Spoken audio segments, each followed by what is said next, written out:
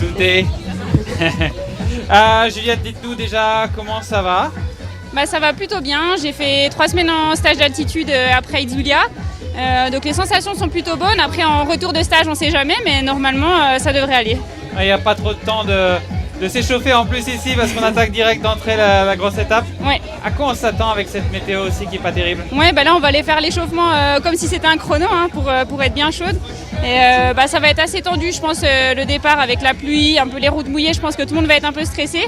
Mais voilà, je pense que ça va être dur et intense, mais ça va quand même se jouer principalement dans la dernière montée. Qu'est-ce qu'on peut attendre de vous? Quel est l'objectif pour J'aimerais bien viser le podium au classement général, pourquoi pas la victoire, mais c'est vrai que Demi Following cette année elle est quand même un petit ton au-dessus.